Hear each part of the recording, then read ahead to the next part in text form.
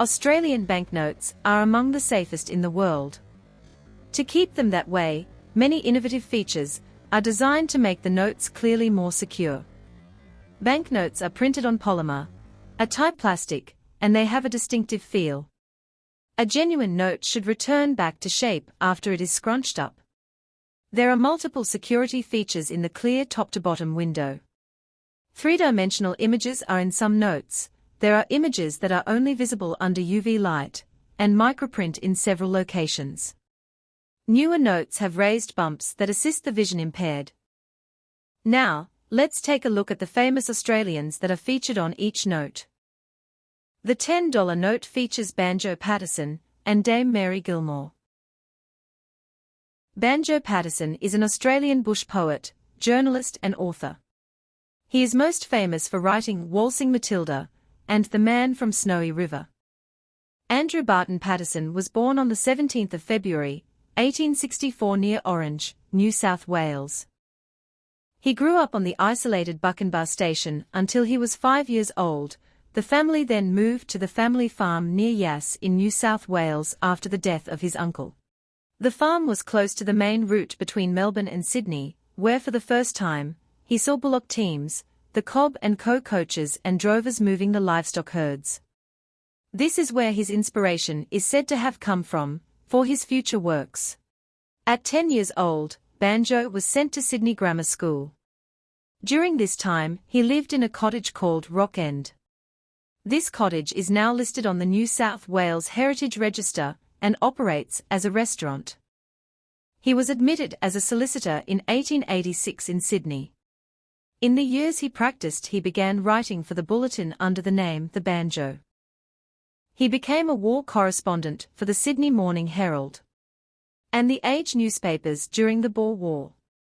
In 1899 he sailed into South Africa, where he met fellow war correspondents Winston Churchill and Rudyard Kipling. In World War I he failed to become a correspondent, but he did become an ambulance driver with the Australian Voluntary Hospital in France. In April 1903 he married Alice, and they had 2 children. He continued to work and live in Sydney, although he did travel around the country. Banjo passed away of a heart attack in Sydney on the 5th of February, 1941, aged 76. His grave is at the Northern Suburbs Memorial Gardens, in Sydney. Banjo Paterson is honoured with his image on the $10 banknote along with an illustration of the Man from Snowy River and micro-text of the poem itself. Some of the other features, from top to bottom of the clear window are a nib of a pen representing his writings, a cockatoo, an old homestead, and the wattle border. The portrait is based on a photo taken in 1900. The clear window on the right bottom corner has an image of a pen nib and windmill. Mary Gilmore is an Australian writer and journalist. She was born in Crookwell, New South Wales in August 1865. She developed a love of nature, which was her inspiration, from living in many country towns until her father purchased land and built a home at Brucedale on the Junee Road. She went to school in Wagga Wagga and became a teacher in 1882. She worked as a school teacher, and in 1890 she moved to Sydney, where she became part of the Bulletin School of Radical Writers. Her desire for social reform gained political momentum in the radical and nationalist upheaval of the 1890s.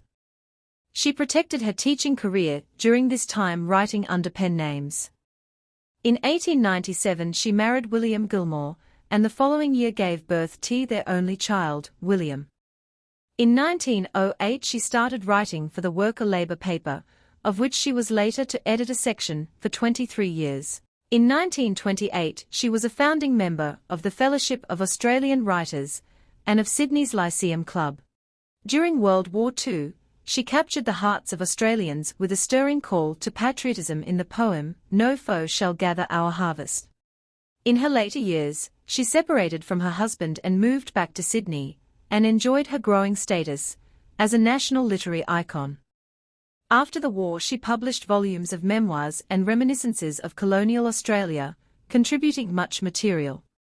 Mary passed away at her King's Cross home in Darlinghurst Road on the 3rd of December, 1962. She was aged 97.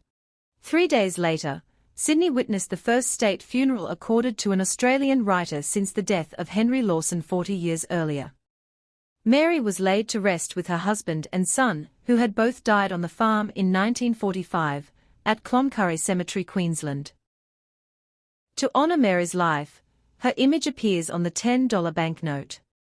The features in the clear window from top to bottom are a pen nib, a cockatoo, a type of homestead referenced in her works. The portrait of her is based on a photo taken of her in her early 20s. On the right-hand bottom corner is the image based on a 1952 photo. The image on the top left is reference to life in the Australian bushland, as described in her poetry. In the clear window on the bottom left is a pen nib and windmill. Finally, there is tiny text from her poem, "No foe shall gather our harvest."